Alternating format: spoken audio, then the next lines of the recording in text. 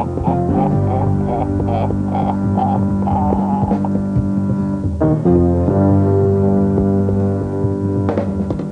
you know I'm in a bloody movie, darling? Don't you know who I am? Look, lovey, I'm in a bloody movie. I think you will now. Pleasantly surprised, aren't you?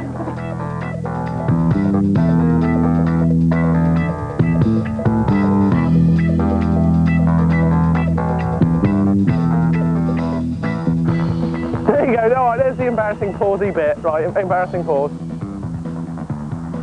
Don't worry about if people laugh at you at the beginning if you fall off your bike, you know. Eventually you get it wired and you're the one with the last laugh.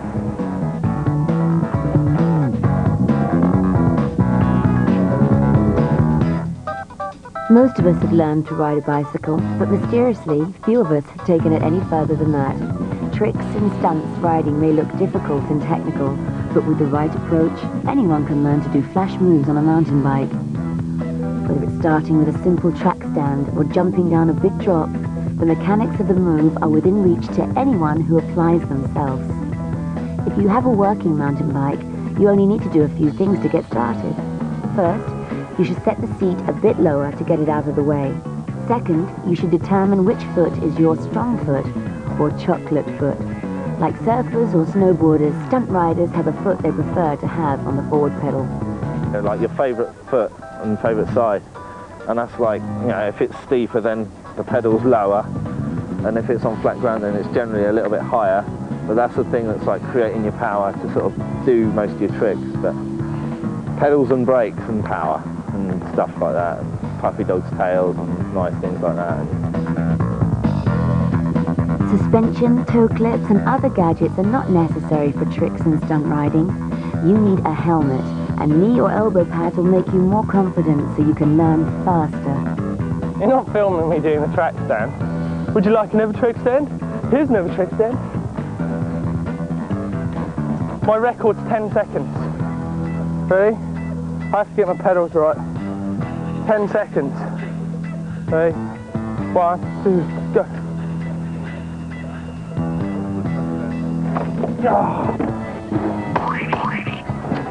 Oh, can I do it again? Isn't flashy, but being able to track stand is considered by the experts to be the foundation of many of the harder tricks and stunts on a bike. Track stand is vitally important. Vital. It's crucial. Crucial. Those of you who are just beginning should look for a slight incline or an object to lean the front wheel against.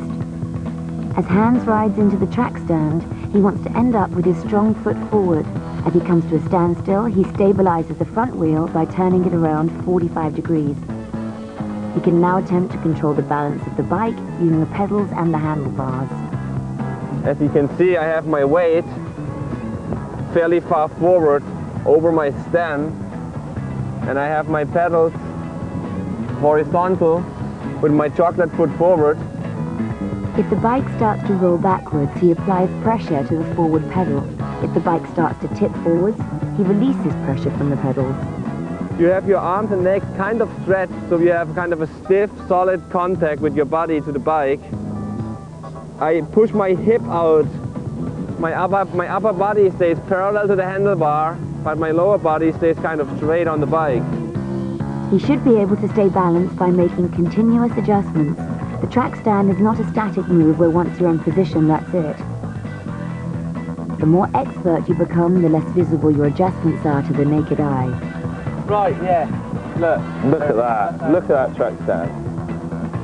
Because it sets you up for everything. Because then like, you get yourself centred and balanced right, and favourite foot ready with the power and the brakes on and all that. For most of these trial tricks, you want to use a gear which is like a medium to low gear, I would describe it. Like for example, the small chainring in the front and one of the middle ones in the back, or maybe the middle chainring in the front and one of the big chainrings in the back. But you just find a gear you're happy with. Mine's like 4th, 3rd, I think Martin's 4th most of the time. So a lot of people think for trials you need a really low gear, and that's not really the case, because if the gear is too low and you want to pedal like at this exercise we just did, then there's nothing there. So you need some power, but if the gear is too hard on the other side, then you don't get anywhere, you know, out of a standstill. So medium to low gear, remember. Okay, think of motivation. It's just Anytime you're ready. Yeah, I know what I'm doing. And you're dead, dude!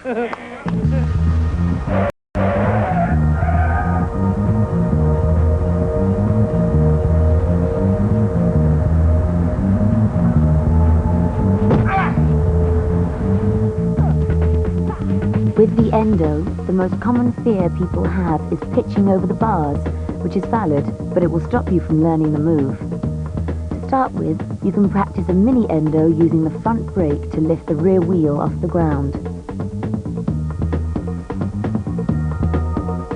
To do the full endo, Martin starts by riding along at a walking pace. He loads his weight back slightly, almost imperceptibly. At the moment he pulls on the front brake, he throws his weight forwards.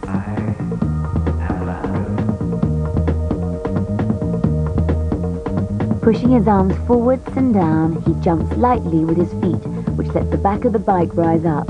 His arms are extended but not locked. The move is not a dive over the front, it's more like doing a handstand, where your body pivots over the front wheel.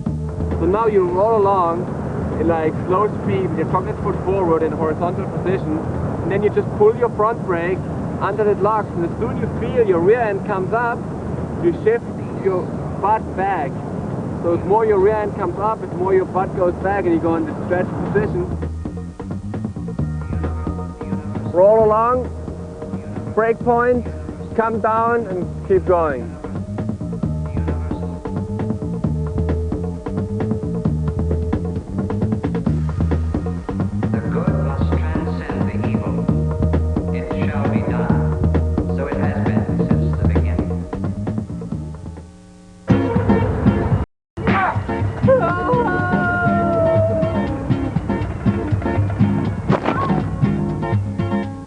You can learn the front pivot as an extension of the endo.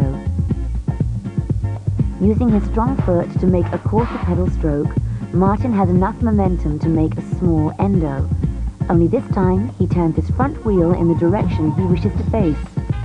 His upper body turns square with the handlebars, but his hips remain with the bike and are even cocked a bit further to the inside in anticipation of the move. As the back wheel lifts, Martin throws his hips around and the bike follows, pivoting on the front wheel. You lock your front end, your back end comes up, same time, so you need that hip movement to get sideways over. Out of your hip, you swing your bike.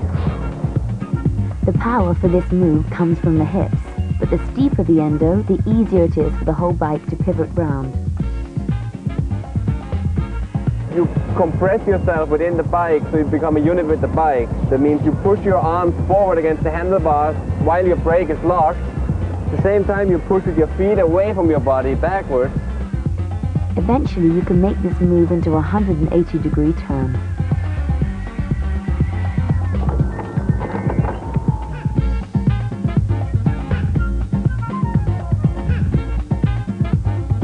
I think you sort of like turn the front wheel a bit before you do the endo, and it starts moving the back wheel around. Yeah? Sort of like that. And you can turn round, and then you can just ride away, and then you don't have to jump off the end. It's so much safer. Cool.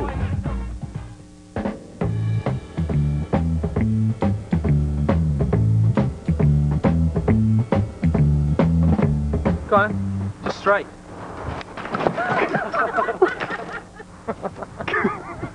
Oh, mate! You're right! That was wrong. That was definitely wrong. Oh, didn't feel right. What happened? What was I doing wrong? I'd say another go. Right on. Go!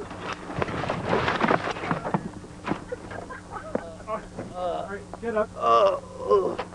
Out on it. Are you good? You see his head hit the wall.